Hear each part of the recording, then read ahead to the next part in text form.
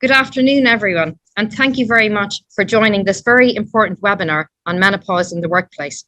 I'm Helen Ormoyle, a member of WACL and co-founder of my Menopause Centre, and I'd like to say also a very big thank you to our panelists today and to Sonoo Singh for chairing this event. So thank you to Mark, to Melissa, to Caroline, and to Dr Clare Spencer.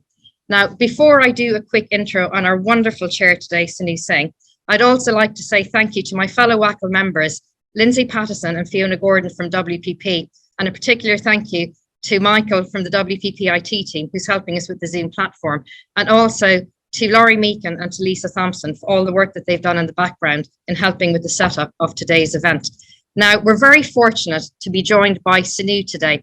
Sonoo is the co-founder of Creative Salon, the home of commercial creativity, and founded in April 2020.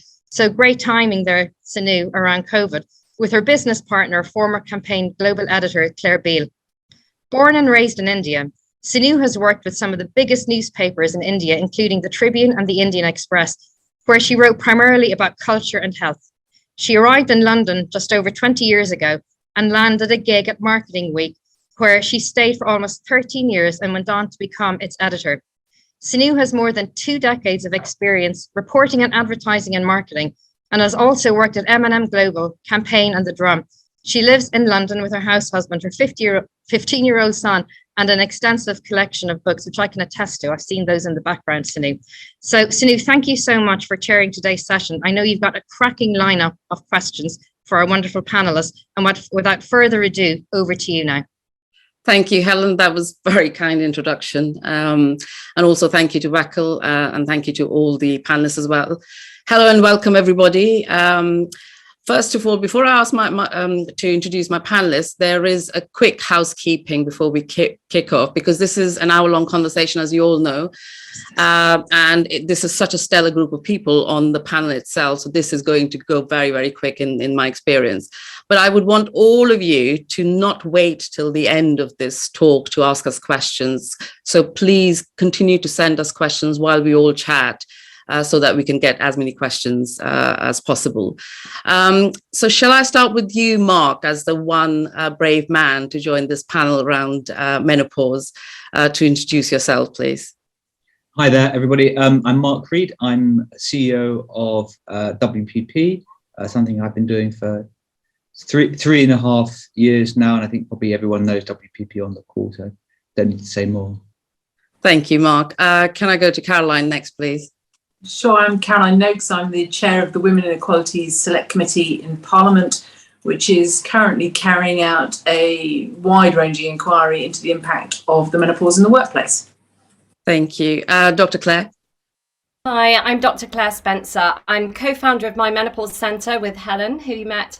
I'm also an NHS menopause specialist and NHS GP partner up in Yorkshire.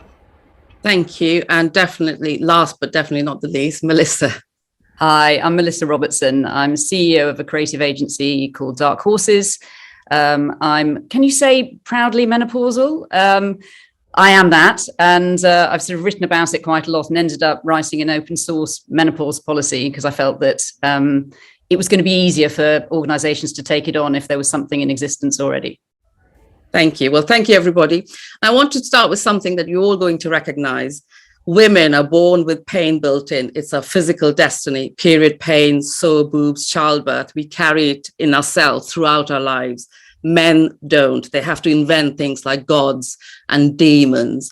They have to create wars, and we know very well what's happening in the world, so that they can feel things and touch each other. And we have it all going on in here. Inside, we have the pain on a cycle for years. And just when you feel you're making peace with it, what happens? The menopause comes.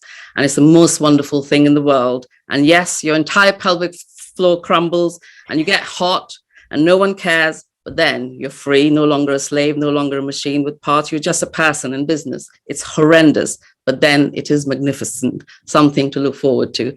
As I said, many of you would recognize, I'm quoting from Fleabag. It was delivered by Kristen Scott Thomas, and perhaps one of my favorite moments of TV ever. And all of us should probably have it on a loop, especially these days. but also to think, to hear words like magnificent and wonderful associated with menopause in any art form is brilliant. And I've been obviously talking to a lot of my friends and family, and suddenly realized this sort of kind of chemical reordering of every female adult body throughout the history has gone largely unexamined or indeed remarked upon, except for those horrible jokes around hot flush or mood swings. And the last 2 years of this reset in our lives has meant that there's been some kind of visibility and attention to conversation around menopause. I want to start again with Mark, is visibility and attention and cultural conversation. Therefore, as a result of that, that's one thing. And in advertising, we understand all these concepts as well. But as business leaders, really, how do you make meaningful change, do you think? So I think, clearly business can play, a role in society, and I think the pandemic has brought home. I think that's not me. That business can play a more positive role in society. That I think that's something that we've all felt. I think there's one thing. The pandemic has brought us a lot of changes, hasn't it? It's made us, I think, probably much more natural as leaders. Really trying to understand, what's going on in our workforce and how people are. It's also been a great sort of unlock, hasn't it, from the sort of employer-employee relationship in terms of, in a way being forced to trust our people. It sort of unlocked that whole sort of potential of flexibility in a really exciting way that I think people are a little bit reluctant to sort of give up by coming back too much into offices. I'm pleased to say our offices are pretty full at the moment. So I think business has a pretty unique role. One is business institutions are trusted by people. Actually, probably one of the most trusted institutions by our own people. In India during the pandemic, we did some fantastic vaccine education. Actually, we had doctors come and talk to our people about the benefits of being vaccinated, and we had vaccination drives in our offices that was wonderful to see. So I think the other observation I'd make, and I talked to Mark Read, who's a civil rights leader, just after the murder of George Floyd. And he said something to me. He said, when the great thing about business is when business has a problem, they put resources against it. They treat it like, if you have to increase your growth rate, you put resources against it. You make someone responsible. You drive change. We need to think about these things as sort of business problems, if you like. Or actually even better, one of our non-executives directed to me is business opportunities. We're in the biggest talent shortage in our industry. I watched Davina's documentary, which was, eye-opening to me in many respects. And I learned, a tremendous amount from watching it. But, 13 million women are experiencing the menopause. 4.6 million working women are doing the same thing. 9 out of 10 of them have issues that affect their employment. And if we can make WPP the best place for menopausal women to work, that has to be a good thing, right? So I think that we have to treat it as an opportunity, and we can maybe get into some of that sort of in the discussion as well. Yeah. I'm really interested in the clinician and the political side of the debate as well. But before that, one thing that really did strike me from what Mark was saying, and this question for you, Melissa, is trust and business. Normally not two words talked about in the same sentence, but that's what he's talking about in terms of the dial shifting. But that kind of support, and especially for menopause, as at workplace especially, that's kind of a lottery still. There's some businesses doing better and probably some businesses not. I mean, do you have sort of from Mark's point of view, would you have practical advice for business leaders? Yes, definitely. I mean, I think you're absolutely right. The majority of organizations only play lip service. There are very few organizations that actually have a specific policy or even mention it in their range of policies. But it's not difficult, actually. The first thing organizations need to start to do is acknowledge the challenges that menopausal women are facing, and they need to swiftly then follow it up by different ways they can be supported. it's so important for women to feel they don't need to hide their symptoms, and that any discussions will be met with empathy and support. I think that organisations do need to create and publicly share a menopause policy, and a menopause policy that isn't just for women, it's for everybody. Everybody needs to understand about it. There are 15.5 million people going through menopause at any one time. And so everyone should be aware of it, because as well as colleagues and clients, it's friends, parents, everybody you're going to come into contact with. And there are easily accessible policies that you can use. Channel 4 publicly shared their policy. We've created a policy that anyone can adapt, improve as they see fit. Make sure the policy is sent round to everybody so that they understand about it. But a policy on its own isn't enough. You need to ensure that line managers understand their role in delivering good working practices. They need to be prepared to make accommodations and aware of really simple, easy adjustments and small tweaks that can make a significant difference. A safe environment to bring up any challenges they're facing, whether it's about concentration or struggling with physical symptoms. And it's a good to agree some basics, perhaps get some stuff written down so that there's no guilt that women might feel about, say under delivery or working from home or flexible working. You might offer up condensed or shorter hours, functional things like desk fans, cameras off.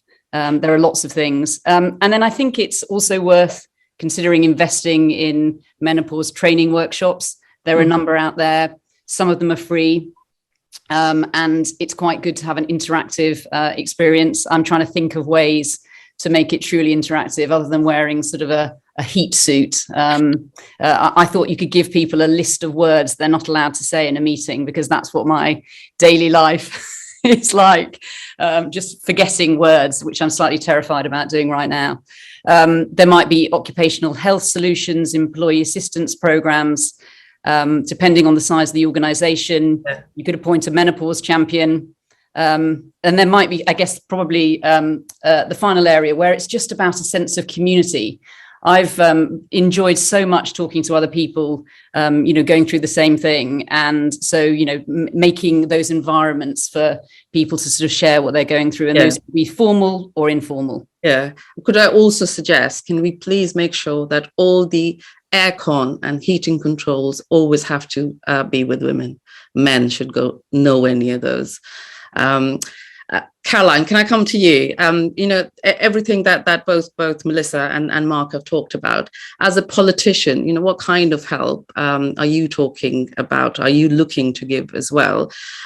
Because all these kind of policies that Melissa has just talked about, are you also looking at the issue of ageism along with it? Because that's the one thing, you talked about the word guilt. It's that whole thing of that if we start talking about menopause, at workplace, the perceptions therefore that come with it is all around ageism at workplace as well. So what level of support are you willing to give to these issues, and why, I suppose, isn't that almost a prerequisite on diversity policies to tackle both menopause and ageism in women?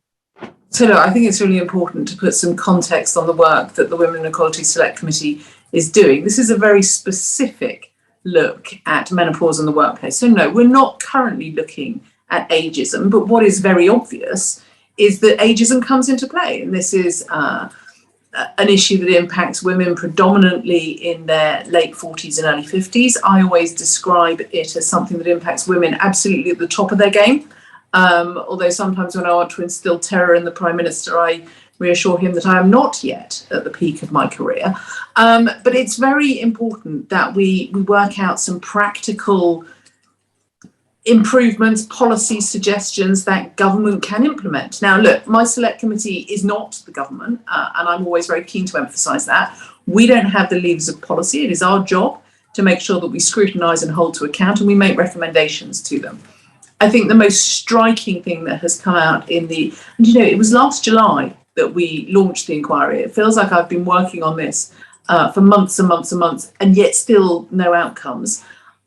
The evidence that we have heard has very clearly pointed us towards not just practical solutions, so not just about those measures that Melissa referred to, but look, what can we do legislatively? Yeah. What does the government need to do? What does either BEIS or the Government Equalities Office need to do that is going to make life easier for menopausal women in the workplace, and so that we don't have this dreadful situation where I sit and look at a panel of employment lawyers who all tell me that when they're bringing tribunals for women who feel that they've been discriminated against at work, the easiest, the most straightforward, the most likely route to give them success is to portray menopause as a disability. And look, it's many things. And I might take issue with the quote from Fleabag, you know, it's not great. It can sometimes be really, really difficult. I'm not going to personally celebrate it, but it's not a disability. It's something that every woman, sooner or later, will have to contend with. And so we have to find the right mechanisms, in my view. And look, the committee will come up with its recommendations fairly short order. Our last evidence session is the middle of this month, I think the 16th of March. And then we write up the report, we agree the report, we send it to government. I would be astonished, given the evidence that we've had, if we didn't include in that a recommendation that the menopause be made a protected characteristic. Yeah. Just so that we can have a legislative protection in place that both menopausal women, their employers and their lawyers can all look at and go, there's the route. I have an added question before I come to you, Dr. Clare, because it's like literally the inbox has been flooded with those similar questions. A lot of women say they're either menopausal or perimenopausal and have been really struggling. And they say the workplace does not have a policy, but says they're working on it. So is there anything that these women can go to, you know, any kind of resources that are available in order to kind of expedite it so that they can almost hand it to the manager that this is what you can, or do they need to go to, you know, the likes of WPP and download something that they probably already have? Do you have was that for me, Sonoo? Well, I think, you know, and this came up in the debate that we had quite recently. I think in Menopause Awareness Month, we had a wide-ranging debate in Parliament where we used, I think, the phrase that Melissa used previously. Look, a workplace menopause policy is of no use to anyone if it is not known about, if it is sat in a filing cabinet, if it is not well publicised. But there are open source policies out there. Melissa has made hers available. I can't remember, there was someone in the chat identified another company that had done the same. Look, these are easily downloadable. There can be no excuse now for any employer not to have a policy and not to be talking about it.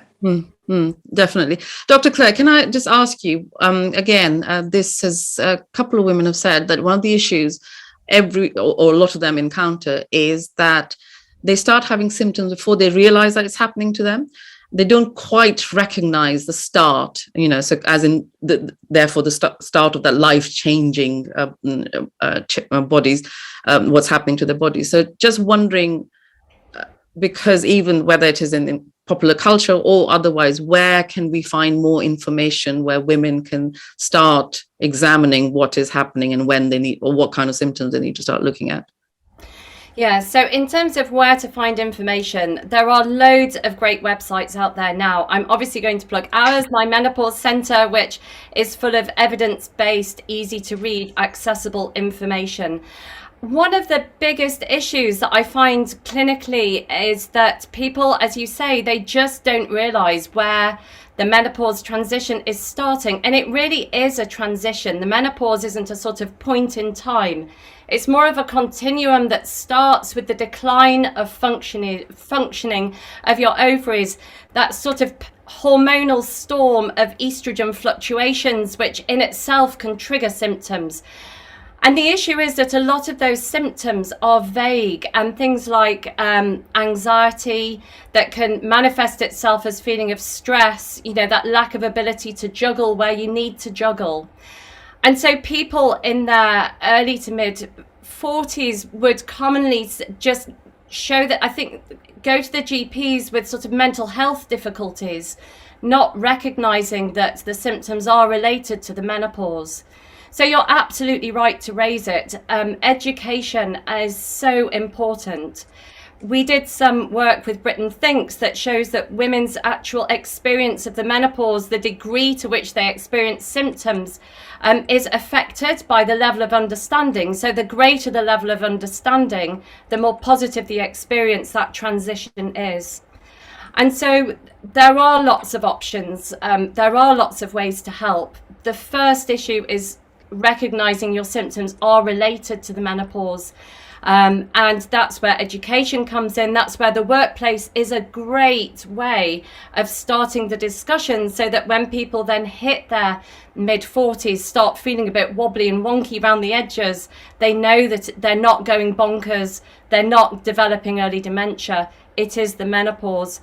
And just final point, it's the reason I wrote a questionnaire, a menopause questionnaire, that actually takes you through symptoms to help you recognize what and what is and isn't related to the menopause. So absolutely, workplace is a great place to start having those conversations.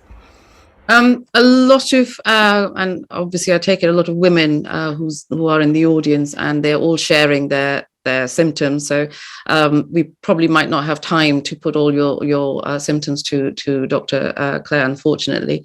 But I think, as you rightly put it, that we need that piece on education, and we need to start having those conversations out in the open as well to help us better. Can I come back to you, Caroline, on the select committee as well, on the menopause task force? Because there have been lots of questions, again, from the audience asking about whether having a menopause policy will become a legal standardized thing for most businesses. But I am also curious about what have been your sort of main takeouts so far from that task force, and to your mind, is it sort of kind of going in the right direction? So I think really important to stress, I am not on the menopause task force. And that's Carolyn Harris, who has recently joined my select committee, brilliant campaigner on the menopause. She's on it. Maria Caulfield, the minister, is, but I'm not. So I can't give you any takeaways from the task force as yet. I'm confident. We have sent our emissary on earth, Carolyn Harris, to do that work, and she will do it brilliantly. And so I think they've only met once. And so look, what do I expect the takeouts from that to be? I really expect to see, when the government launches its women's health strategy, which should be weeks away now at most, the menopause to be upfront and central in it. I expect from my select committee a raft of really quite hard-hitting recommendations of where women have been let down by legislation and practices in the workplace, and what can be done to make it better. And look, a mandatory workplace menopause policy is a step in the right direction, but it's no use in having a mandatory policy that is not implemented and not talked about. And I think the biggest thing that we have to continue doing is to break down the taboos, to be completely open, to not be like me, who for a year of my life spent my time talking about my sister's menopause and not my own. So it's incumbent upon those of us that have platforms and leadership roles that we can talk about it, to make it much more open, and to make sure that in workplaces there is real confidence that those of us who can be role models will talk to younger women about it. The education piece in schools, we spend a massive amount of time informing young women how not to get pregnant. And we never tell them about the relief when you suddenly realise that you're never going to get pregnant again. And so, there's so much that can be done. And I expect that the committee, when we make our recommendations to government, will be tackling a myriad of departments. It'll be health, it'll be BASE, it'll be education, pointing out what can be done better. Yeah, well, thank you for that. Clearly, the conversations are going in the right direction. I have a question for you, Mark. Someone in the chat said that she had to leave her job after 22 years because it was so debilitating, the symptoms. And you talked about the talent in the industry as well. Do you have, therefore, then policies in place? In fact, the question is, someone else has asked the question as well, where you are trying to attract women back to the industry after a menopause career break? I mean, is that something you're regarding in the policy as well? But I think, let me just say one thing before I tackle that. I think that what's important is how much difference, I realize how much difference we can make as an employer to this. I mean, what struck me from watching the Davina's documentary and listening to this call and reading the comments in the chat is how many women don't realize they're going through the menopause at the beginning. So some form of awareness that makes that visible to people can make a massive difference. So then there's what we can do in terms of the policies we can have and the understanding and encouraging discussions. And we have 200 ERGs across WPP on various topics. I don't know if we have a menopause ERG. Probably, I haven't checked. Probably, maybe we do, maybe we don't. But I think it's an, there's a tremendous difference we can make as an employer, and that's what we have to do. When it comes to bringing people back into the workplace, we don't have, let's say, a menopausal a policy on that. But we have been working with Jane Evans on a program called Visible Start. Mm-hmm. And that's helping women get back into the workforce. We've offered 20 permanent jobs to women graduating from that first cohort. And we've made 6 offers so far, actually at a more senior level than we expected, because the reality is that a lot of women leave the workforce and want to come back in. And in the middle of this talent shortage, that has to be the right thing to do. So that is something that we're really actively working on. That's in the UK. I think we can deploy that, in more parts of the world. But Jane, I think, has 200 women on her Visible Start workforce, and she has this whole uninvisibility project. So I think that's fantastic. I'm also curious about something else, Mark, and probably Melissa, you can come in as well, is, when we talk about our industry, obviously a lot of conversations are around the amount of pressure the industry is under. You've got the talent crisis, but then you've got your clients. Mark, you've got your shareholders. Within your agency brands, there are lots of women heading up your businesses as well. So you are obviously, if not mandating, having those conversations about women, talent, policies, menopause. Melissa obviously gave us all the sort of practical tips and things that need investment, but then you also have your commercial targets and your margins to be made within all of this. I mean, this must be, has this added or compounded to all those pressures that you have as a business leader, Mark, and how you're kind of balancing? Look, I think the pandemic, I think the importance of purpose to business has given every chief executive a much longer list of issues to tackle than perhaps we might have had 20 years ago, where the role of business was just seen to, maximize profits, and everything else was just kind of someone else's problem to deal with. If I think about the issues I've dealt with in the last 2 years, it's things I would never have considered before I became a leader of a company, from the murder of George Floyd to what's happening in the last week in Ukraine.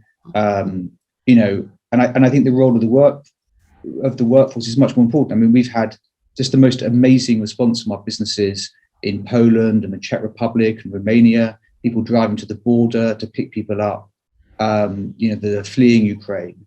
And so I think the workplace is playing a much sort of broader role in people's lives, and that you're expected as a business leader to, I don't think, be an expert. I'm never going to be an expert on the topic, but at least to educate yourself. And when I was asked to do this, I said I would do it, in part because I knew it would force me to learn something about a topic which I'm very candid did not know a great deal about before. So that has to be a good thing. So I think that there is more pressure, and yes, as you said, we have to deliver to shareholders and everybody else, but life is complicated. You can't really complain about that, I guess. Yeah. Melissa, what is your sort of reading on how our industry is actually dealing with it? Because the one thing that we are very good at is with words, but do you think action is actually keeping up with the conversations that we are having loads of conversation and loads of really good, interesting conversations? Well, for me, it's actually less about purpose and more about good business sense. Mm-hmm. I mean, I can bang this drum forever. We need these brilliant women in our industry. Without them, we're losing a vast swathe of experienced, talented, brilliant practitioners. To Caroline's point, at the peak of their careers, without them, we're going to get a worsened gender pay gap. We're going to have boards, exec teams, and management teams with a gender imbalance. And there's enough evidence from countries where there is more equality that boards that have a more balanced gender representation are more successful. Yeah, absolutely. Caroline, one of the things, and like Mark said, I've been sort of trying to educate myself. And you mentioned this earlier. You kind of go through a phase of not actually talking about it, because I think for most of us, we don't actually realize what phase and what symptom, all of those things. But the one thing that has made me realize is that this is really an equality question more than a political, more than a business. It is an equality question as well, because if we are being open and owning our sort of reproductive health and talking about it, and you sort of talked about this, but where do you really stand on changing the equality laws so that there is better protection for women in general through their various phases? Yeah, look, I think when it comes to menopause specifically, the biggest single thing the government could do would be to make it a protected characteristic so that it was protected in law. And at the moment, it's all sort of wound up. You can bring cases on the grounds of sex, on age. It's both of those things. Men don't have the menopause, much as my Twitter timeline sometimes suggests that they do.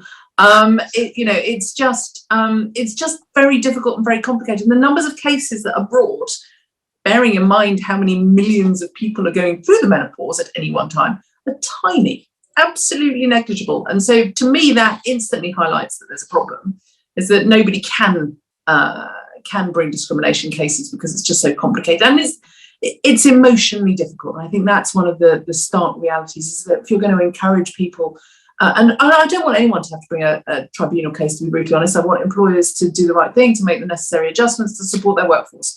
However, when it all goes wrong, there needs to be that fallback position that you can bring a tribunal case, and there will be the mechanisms there that make it feasible. It's never going to be easy, it's never going to be nice, but make it at least possible to happen. So look, that's where I think we're going to go as a committee.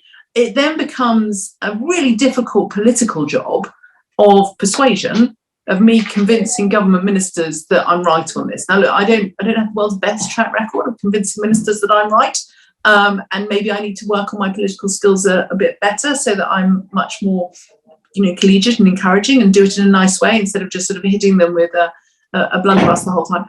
But that's the reality, is that it will be down to people like me, people like Caroline Harris, to make the persuasive case to ministers. And I always say, when it comes to pulling alliances across the House, women do this better. Apologies, Mark. We just do. And when you look at Parliament, you will always find, on the big issues that impact women, you will find cross-party working to create what I always describe as this sort of impossible to stop force. And I think that's where we have to go on this. And Caroline did great work bringing together a cross-party coalition around prescription charges and HRT. And there is work to build on there so that we actually see some workplace protections brought in as well. Yeah, if headlines were to be believed and you were to persuade the government, then Mrs. Johnson probably is the route in. But anyway, let's not go there. Dr. Clare, can I ask something that actually Caroline did talk about, like going to the GP and also talking about your kind of access to healthcare and to the education bit as well. Somebody here put that there is a 38-week period wait to actually see someone who specializes in menopause. In terms of actually access to, you talked about the information, but in order to kind of get to the GP and having access to looking after your symptoms, etc. Do you have any answer to that question? How do you go about it? Yeah, it's really difficult. The NHS at the moment, I'm sure you don't need me to say it, there are massive strains on it. I'm a GP as well. I've never worked in the NHS as it is at the moment. So it is really difficult, therefore, when you are suffering from menopause symptoms, when there's a lot of noise in your head, where you may be feeling underconfident, anxious, low in mood anyway, to get in. So my practical top tips for getting the most out of your GP are, I would ask around first. I would even ask the receptionist who they would see if they were going to see somebody about the menopause or hormone problems, because the receptionist will have a view. You may not get the first GP right the first time. You know, as GPs, we have to know a lot about a lot, and you really need to do a tiny bit of homework to get the right GP. I think go knowing that your GP appointment is really likely to be only 10 minutes long. And so have a think. I know it sounds counterintuitive, but really think what you want to get out of that appointment the first time you go. So if it's sort of validation of symptoms, if it's treatment options, and go with the expectation that you may not sort everything out in that time.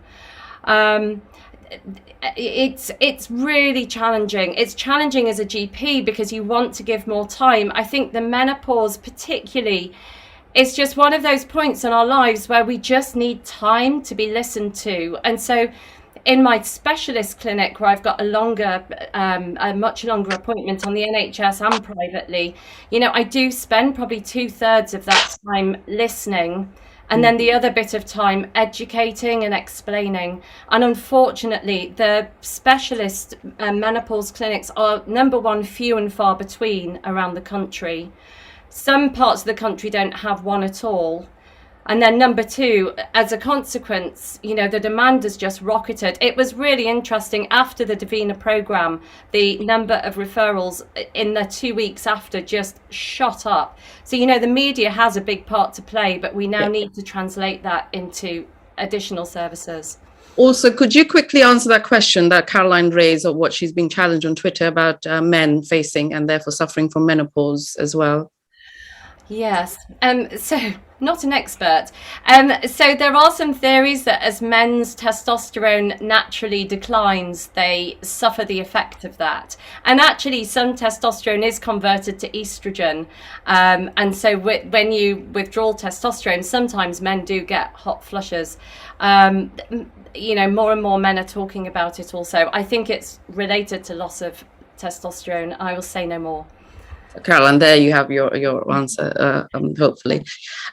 Melissa, can I ask you the question, because someone's talked about the elephant in the room, which is about how menopausal women are perceived.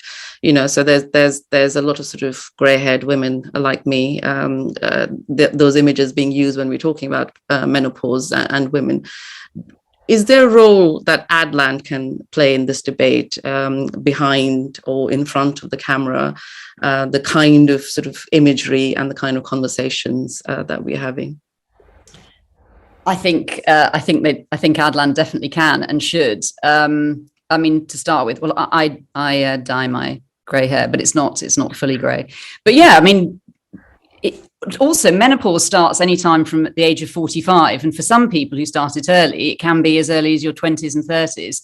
And it goes on for anything between 2 to 12 years. You know, this is an awfully long time. And I just think there has to be, you know, an openness about it. And I saw that Jan had, written, you know, when she was talking about the elephants in the room, it's that people don't necessarily even know, but they're immediately sidelines. And I think it is challenging. How do you suggest to somebody that they might be menopausal without being super insulting? I mean, I've had actually lots of men come and ask me how to bring it up with their wives. They think their wives are menopausal, and how can they broach the subject without basically sounding as if they're saying you're being a grumpy bitch.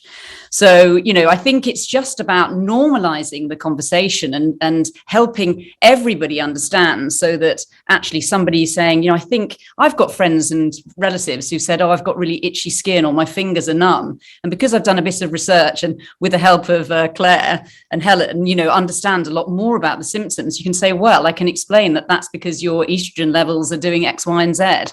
So I think that, you know, knowledge is power. So going out and actually helping people understand the vast array of symptoms, and not everybody gets everything, and your symptoms will constantly change. I just think addressing that and being open, and you know, it goes back to the education piece, but you can do education in a fun and entertaining way, and that's what our business is really good at. Yeah. A related question to you, Mark, is I think I said this to you before, you've got lots of female leaders in charge of your various businesses, but are you going to sort of almost make sure that you promote more of that? Because we almost need a different kind of leadership in a sense. You've obviously made the concerted effort, as you said, not just to be on the panel, but therefore to educate yourself as well. So, what kind of leadership do you think we need in order to sort of have this, well, not just menopause, but the equality conversation? So I think that, 55% of the people that work for WPP are women, and they make up 43% of our exco and senior leadership. So, it's not totally, it's not 50%. But interesting, that places us 8th out of 100 in the FTSE 100. So, if you look at other large companies, I'd say we're doing very well. I think about this. I don't want to get into like a stereotype of male leadership versus female. I think we need diversity in the business in all of its guises, don't we? And I think about two things. I think about representation. Do we represent society? That's important for the work that we do and the conversations that we have. And then belonging. Do those people feel like they belong in our organization? And those are sort of the two things that we measure at WPP. Or when I look at that, candidly, I'd say we've made progress, but we have work to do in both of those areas. And so, that's I think that's how I think about it. And the belonging question is the important one. It's part of this discussion, isn't it? Do menopausal women feel they can have a conversation about it in the office? Do they feel that people understand them? Do men understand them? Do other women indeed understand them? So I think that's sort of the way we're navigating it at the moment. Dr. Clare, can I ask you that with the right treatment, whatever those arrays of treatment might be, can women really transform how they feel and therefore be better equipped with dealing with menopause? Yes, no, absolutely, completely, totally. Yeah, I mean, often not right the first time. Often you need tweaks. Often you need to go back and change treatment. But absolutely, I think people forget that right at the center of this is a physical change. It's a change in estrogen. It's estrogen fluctuations to begin with, and then it's a drop in estrogen.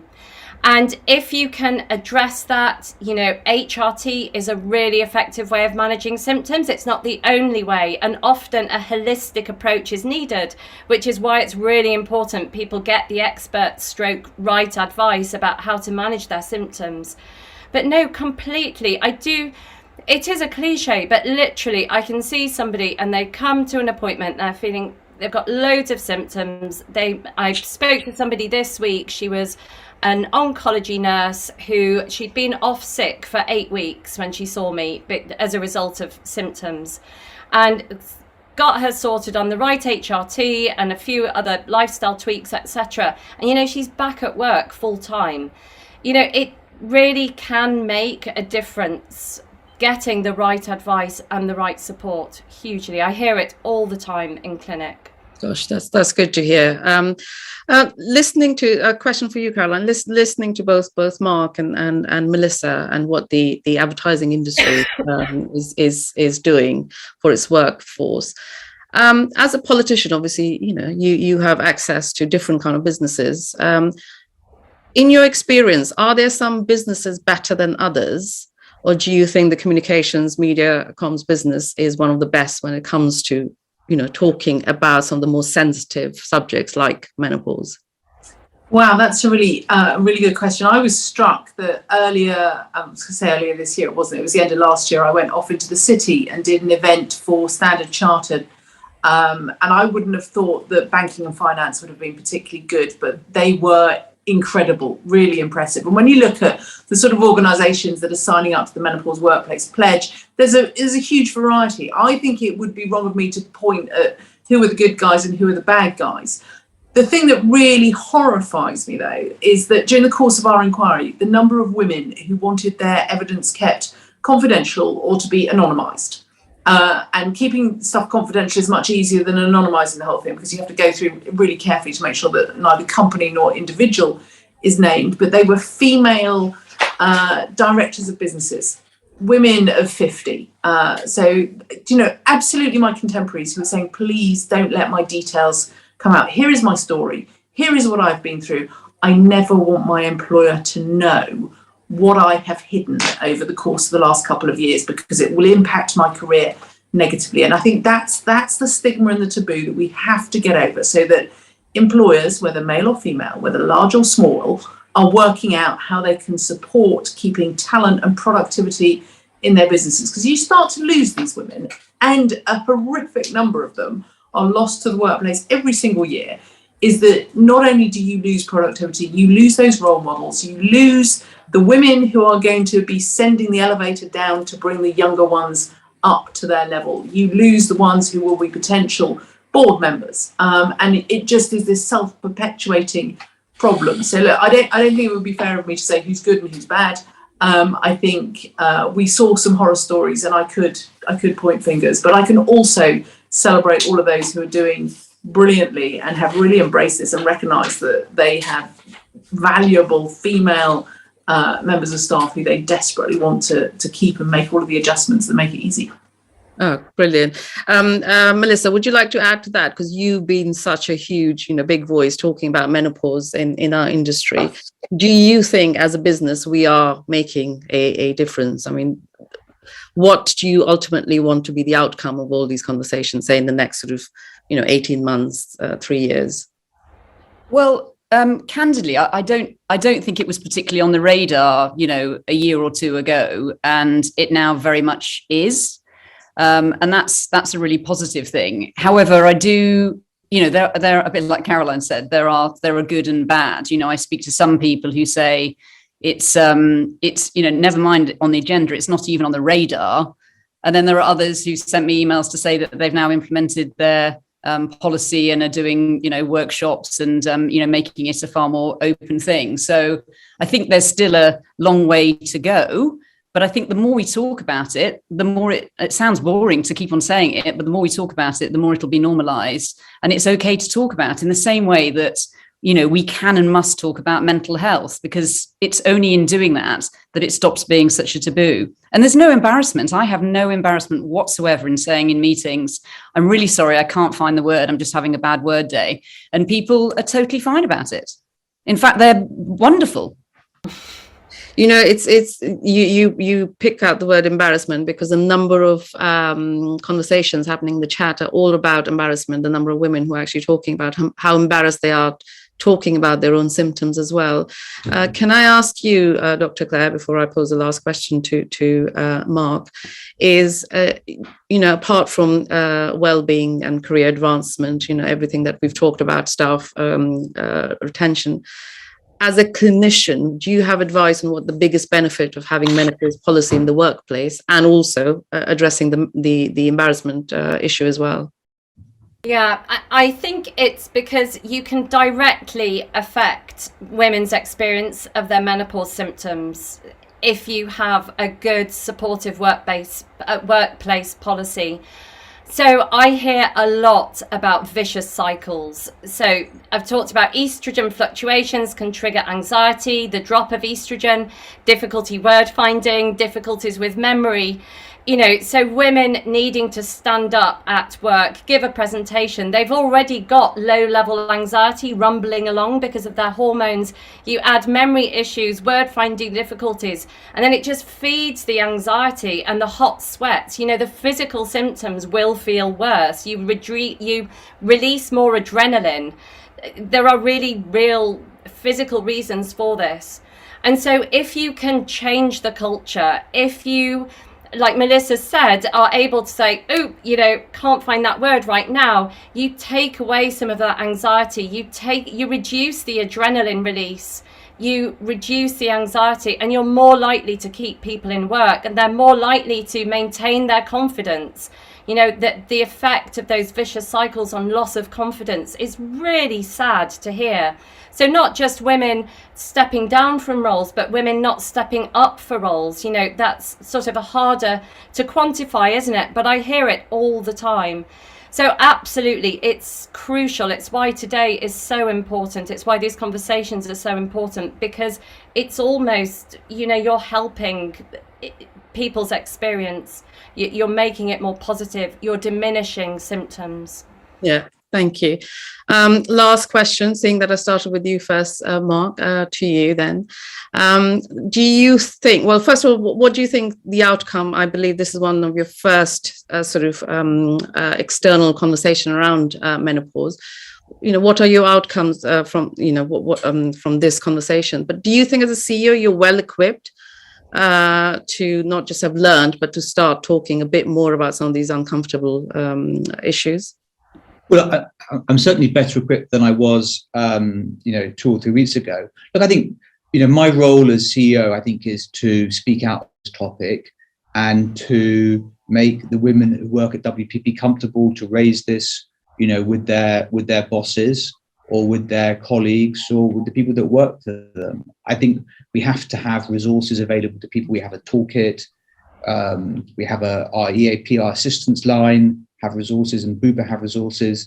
And then we have to have policies. Now we have policies in, I'd say some, at Ogilvy, at Group M, at Northern, some, but not all of our operating companies. So one thing is to make sure we have those policies in all of our companies, and they cover, education and training, how we encourage managers to be educated, ways of flexible working. Yes, they will cover temperature control, all the things that they need. So we have to deploy that. But I think the biggest difference, I guess, I can make as CEO of the company is to, start the conversation, just like we've, I think, learned to have a lot of more awkward conversations over the last couple of years that perhaps we wouldn't have seen in the workplace historically. And that has to be a good thing, I think. Yeah. And as everybody said, including the audience as well, sharing our stories and normalizing this conversation, I think, is something that we all agree on. A huge thank you to all of our panelists. This was very interesting. I learned a lot. And a very huge thank you to all our listeners and the audience as well, because I apologize.